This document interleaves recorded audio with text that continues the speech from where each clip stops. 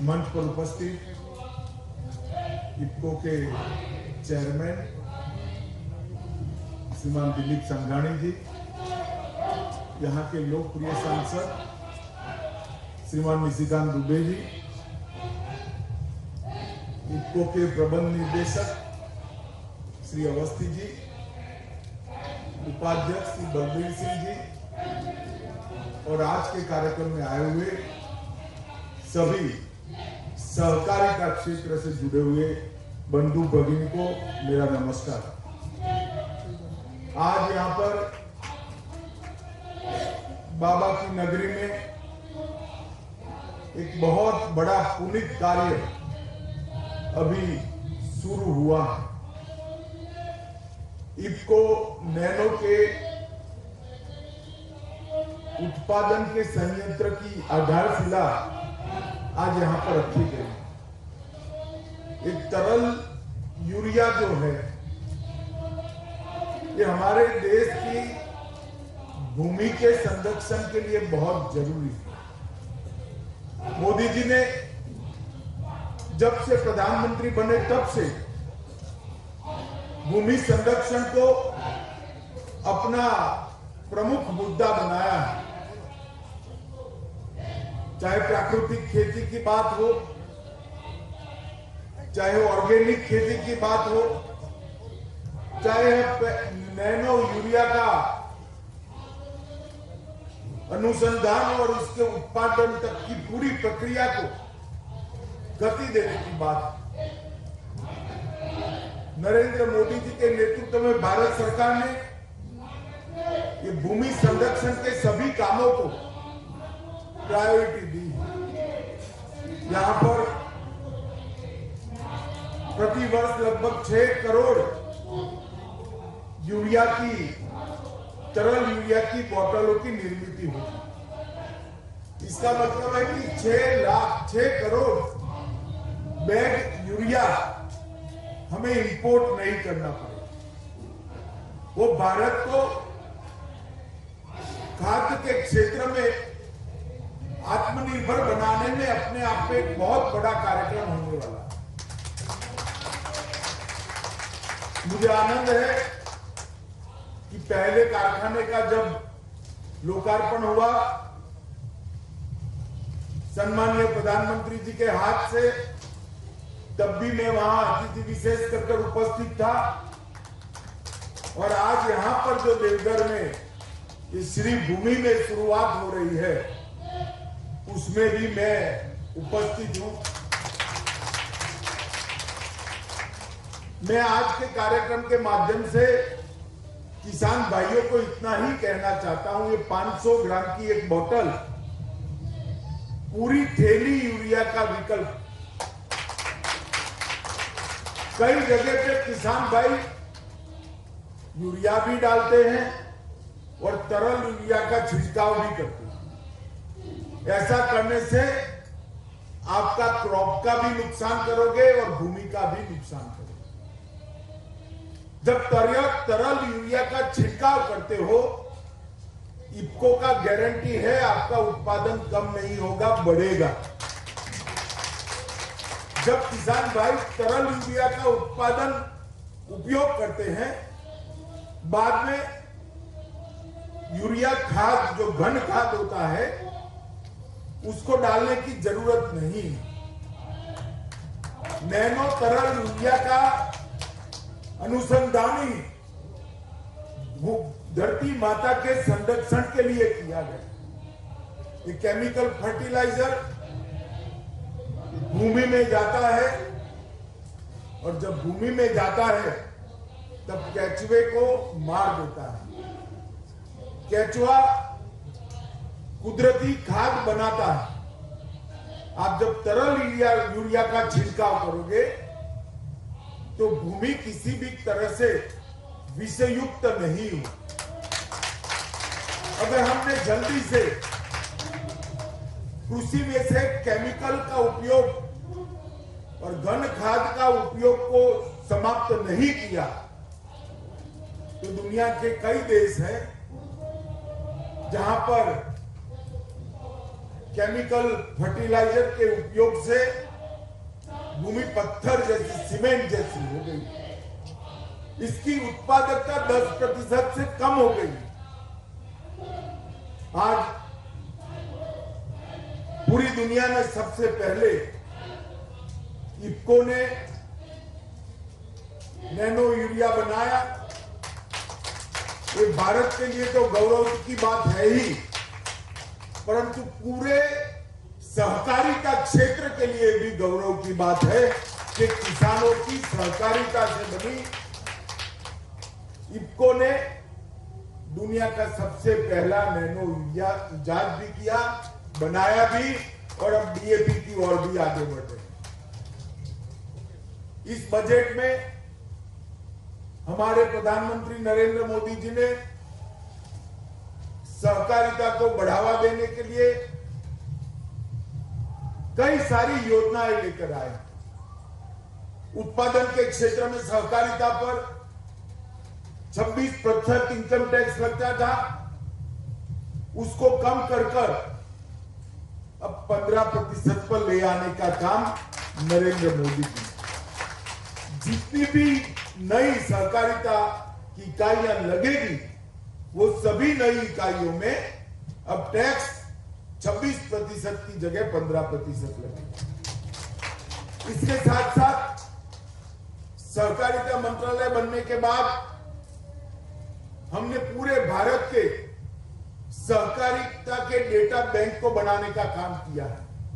अब ये चिन्हित हो गया है कि कौन सी पंचायत के अंदर पैक्स नहीं है, कौन सी पंचायत के अंदर डेयरी नहीं है, कौन सी पंचायत जहां संभावना होने के बावजूद मछुआरा कोऑपरेटिव सोसाइटी नहीं है। ये सारी पंचायतों को हमने एक प्रोग्राम बनाया है इस बजट के अंदर। इसके लिए बहुत बड़ी राशि भी उपलब्ध कराई गई है, जिससे इस देश में 5 साल में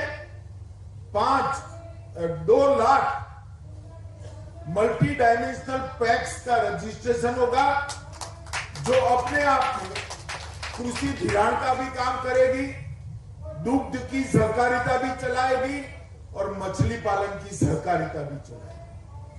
तो 5 साल के बाद इस देश में कोई पंचायत ऐसी नहीं होगी जहां पर प्राथमिक एग्रीकल्चर सोसाइटी नहीं होगी, पैक्स नहीं।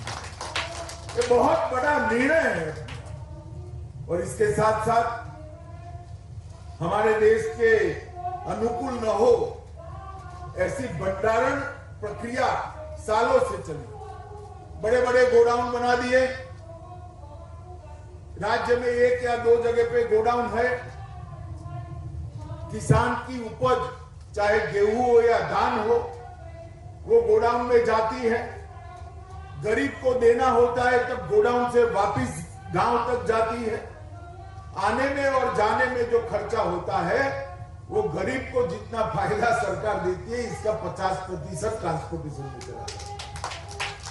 अब हमने तय किया है कि भंडारण को तहसील क्षेत्र से ऊपर नहीं करेंगे और सहकारिता के माध्यम से ही हर तहसील में 2000 टन से 5000 टन के भंडारण की क्षमता वाले आधुनिक से आधुनिक गोदाम बनाएंगे। तो किसान का उत्पाद तहसील सेंटर पर स्टोर होगा और तहसील सेंटर से ही मध्याह्न भोजन के लिए, गरीबों को मुफ्त अनाज देने के लिए वो तहसील में ही चला जाएगा, जिससे लगभग 80% ट्रांसपोर्टेशन समाप्त है। और मुझे कहते हुए गर्व है जो बजट में हमने घोषणा की है, मोदी जी जो योजना लेकर आए हैं वो विश्व की सबसे बड़ी कोऑपरेटिव अन्न भंडारण योजना होगी। विश्व के किसी भी देश इतनी बड़ी क्षमता वाला अन्न भंडारण नहीं होगा। और इससे हमारे पैक्स जो है उनकी भी इनकम बढ़ेगी, वो बहुआयामी होंगे, वायबल होंगे, पैक्स बंद होने की कगार नहीं आए। अभी हमने एक और निर्णय किया है, पैक्स को कम्युनिटी सेंटर के नाते कल से मान्यता दे दी गई। भारत सरकार और राज्य सरकार की 300 सेवाएं पैक्स पर से उपलब्ध हो गई। किसान को अपना 7 बार 8 का दाखिला लेना है तो पैक्स से मिल जाएगा, नो ड्यू सर्टिफिकेट पैक्स से मिल जाएगा, जन्म की और मृत्यु की रजिस्ट्रेशन पैक्स पर ही हो जाएगी, एयर टिकट पैक्स पर बुक कर पाओगे आप, ट्रेन का रजिस्ट्रेशन टिकट बुकिंग पैक्स पर हो जाएगा। वहीं पर गांव में अगर बैंक नहीं है तो आपके बैंक अकाउंट से पैक्स से ही आप पैसा उठा पाओगे। हमने लगभग 300 सेवाओं पैक्स के साथ जोड़ने का कल निर्णय किया है और आईटी मंत्रालय ने इसमें सहकारिता मंत्रालय का बहुत बड़ा समर्थन किया है। मुझे आशा है मित्रों, मैं बहुत लंबा बोलना नहीं चाहता, परंतु जिस तरह का इफ्को का किसानों की सेवा का इतिहास है, ये तरल यूरिया जो बनाया है, न केवल भारत विश्व के किसानों की सेवा करेगा। आज भी लगभग 5 देशों में वो एक्सपोर्ट हो रहा है। आज भी हमारे एशियाई देशों के किसानों की सेवा कर रहा है और आने वाले दिनों में मुझे भरोसा है समग्र विश्व के किसानों की सेवा करने की क्षमता इफ्को में है। एक जमाना था जब हम यूरिया को इंपोर्ट करते थे। कई सारे कारखाने यूरिया के, घन यूरिया के भी मोदी जी ने पुनर्जीवित करे और तरल यूरिया, मानो यही एक छोटा सा 30 एकड़ में बना हुआ कारखाना 6 करोड़ बैग का निर्माण करेगा। 6 करोड़ बैग के विकल्प का एक छोटी सी बोतल में नहीं। किसान भाइयों को भी मैं कहना चाहता हूं, 10 थैली यूरिया लेकर जाना था तो बैलगाड़ी लेकर जाना पड़ता था ना भाई, ट्रैक्टर भी चाहिए था ना। अब एक थैली लेकर जाइएगा, 10 बोतल रखकर खभे पे डालकर घर पे चले जाइएगा, कोई तकलीफ नहीं। आपकी भूमि भी संरक्षित रहेगी और आपका उत्पादन भी बढ़ेगा। मैं आज इफ्को के अध्यक्ष श्रीमान दिलीप सांघानी जी, प्रबंध निदेशक दोनों को मैं बहुत मन से साधुवाद देना चाहता हूं। अवस्थी जी ने प्रोजेक्ट के पीछे बहुत मेहनत की है, मैं जानता हूं। लगभग 3-4 साल से मैं इनके संपर्क में हूं। पार्टी का राष्ट्रीय अध्यक्ष था तब से संपर्क में। बहुत मेहनत के बाद इसको अंजाम तक पहुंचा है और मेरे लिए विशेष आनंद का विषय है कि इसका सबसे पहला कारखाना मेरे मत क्षेत्र में कलोल में लगा। तो वैसे भी मैं इफ्को के साथ जुड़ा हुआ हूँ और आज इफ्को वालों ने यहाँ मुझे बुलाया। ये बाबा देवधर की श्री भूमि में मुझे यहाँ पर ये पावन कार्य में आप लोगों ने सम्मिलित किया, इसलिए मैं आप सबका बहुत धन्यवाद करना चाहूंगा और बहुत शुभकामनाएं समग्र पूर्वी भारत के किसानों को भी देना चाहता हूं, क्योंकि ये कारखाना न केवल झारखंड, बिहार, उड़ीसा और बंगाल के किसानों को अपनी खेत में उत्पाद बनाने के लिए बहुत उपयोगी होगा, इसकी मुझे श्रद्धा है। फिर से सभी का बहुत धन्यवाद और शुभकामनाएं। वंदे मातरम।